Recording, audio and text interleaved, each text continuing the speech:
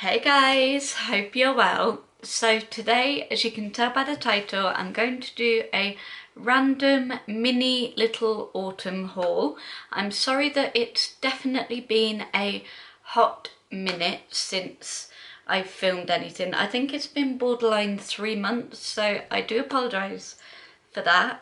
But yeah, I'm back and I am very tempted to sing the Guess Who's Back song, but I won't just in case of copyright.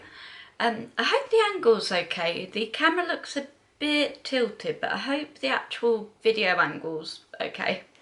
As I say, it's been a while since I've actually attempted to film. So yeah, and you're getting a 2-for-1 today because literally straight after filming this one, I'm going to be doing a autumn candle haul. So look out for that one literally a few minutes after I've uploaded this one.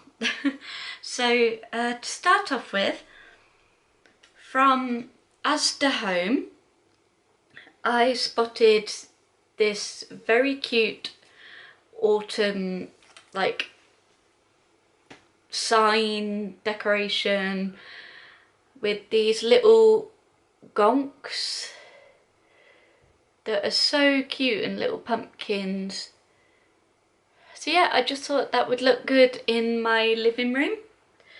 So yeah, and I don't think it was much. I can't quite remember how much it was, but I think it was literally like a fiver. Like seriously, I really hope the angle to this video is okay. Is that any better? I'm not sure, we'll roll with it. And the next one is really random, and it's the gingerbread caramel spread, which I've never seen before, and it looks like it's from a brand called Thursday Cottage, and it's got a little gingerbread man with what looks like fudge, I guess, or like caramel. So yeah, I'm looking forward to trying that. Just thought quite autumnal on my toast. And the next one I'm going to show is a few little spooky themed books, because as you know, I am very seasonal, and I also like to incorporate that with books as well. So I always like a bit of a book on the go. So for like autumn, Halloween, I like quite a creepy style book, and then obviously Christmas I like a cozy little wintry book, and in the summer obviously I like somewhere that's quite exotic, like on a beach somewhere on a holiday, or like somewhere that's based in Cornwall or Devon or Dorset, or completely abroad in like Hawaii or Italy or something. Just like a quite summery romance type of book. So these are obviously going to be slightly creepy autumnal style books, which I started doing when I read Zoe Suggs' Magpie Society books, because they were like kind of young adult thriller, like murder mystery style books, those were, and I really enjoyed them. So that inspired me to start reading more of those sort of books around close to this time of year. So the first one is actually, what I didn't realise is two books in one, which is very random, but I'm assuming that they link with each other. And it's an international bestseller, and Elizabeth Chandler, best-selling author of Kissed by an Angel, and the main title is Dark Secrets, and then there's two little books in it, that's Legacy of Lies and Don't Tell, and it's got quite a cool kind of purpley blue front cover with a key, and then on the back it's got that. So I know you shouldn't, as they say, judge a book by its cover, but it did look pretty cool. And I liked the fact that it was called like Dark Secrets and like Lies and Don't Tell and stuff. So I'll try and read you the blurb. Fast forward if you don't want spoilers. I don't think they usually really spoil too much on the back anyway, but it just gives you a general idea. So this one. Two girls haunted by the past and destined to relive it. In Legacy of Lies, Megan has to stay with the uptight grandmother she wants nothing to do with. She's determined to get through the visit without any drama, but when she falls into a twisted love triangle with potentially fatal consequences, Megan may be caught up in her family's legacy in more ways than she realises. In Don't Tell, Lauren knows that by returning to the town where her mother drowned 7 years ago, she'll be reliving one of her most haunting memories. When she arrives, she is propelled into a series of mysterious events that mimic the days leading up to her mother's death. Maybe her mother's drowning wasn't an accident after all, and maybe Lauren is next. Now, I don't know whether I have actually shown you this book before, because I believe I did buy it last year. So as always, there will be a couple of repeated things, just in case if you're a very new watcher to my channel and you've not watched much of my older videos, and then it just, you know, shows you that. Or if you have seen it before, you might have forgotten, and it reminds you to maybe check out what I've shown. So that's why some things will be repeated, but right. And this one intrigued me because this didn't sound like a YA, like, not that there's anything wrong with them, because they're actually my favourite type of books to read. Stands for young adult basically, and I love just like the spooky versions of those, but this actually sounded like an actual, like, okay, this is like really quite a scary book. And this is called An English Ghost Story from the author Kim Newman, and it looks like that.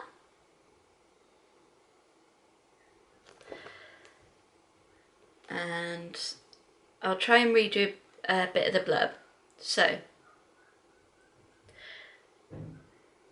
the Nairmores, a dysfunctional British nuclear family, seek to solve their problems and start a new life away from the city in the sleepy Somerset countryside.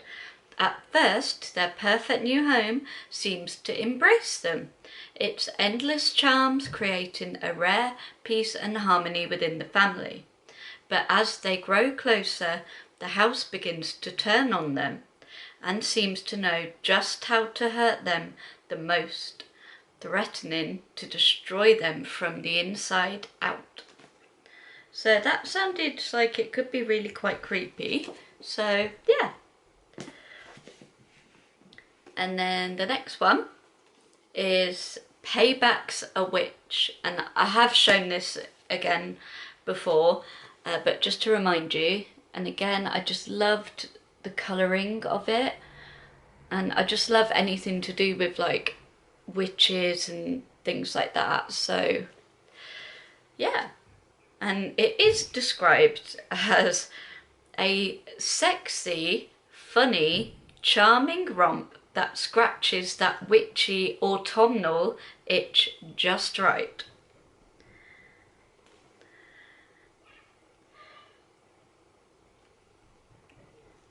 Two witches plot revenge but end up falling in love in this magical romantic comedy. So it still has that witchy spellbinding element to it.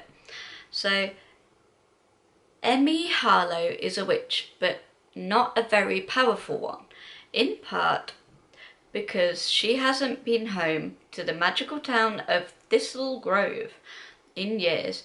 Her self-imposed exile has a lot to do with a complicated family history and a desire to forge her own way in the world, and only the very tiniest bit to do with Gareth Blackmore, heir to the most powerful magical family in town, casual breaker of hearts and destroyer of dreams, but when a spellcasting tournament that her family serves as arbiters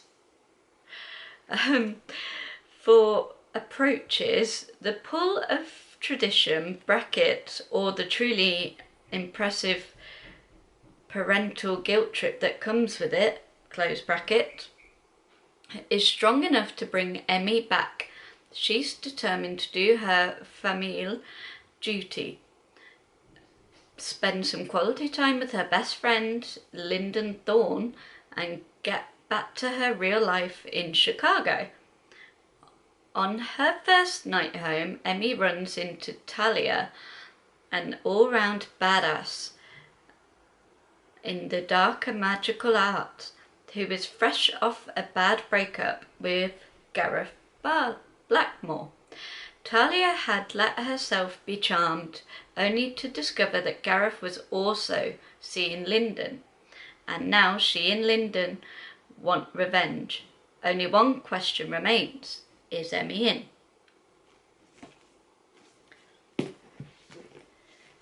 And then last but not least is one that's done by Tom Fletcher, and it's called Witch Bottle.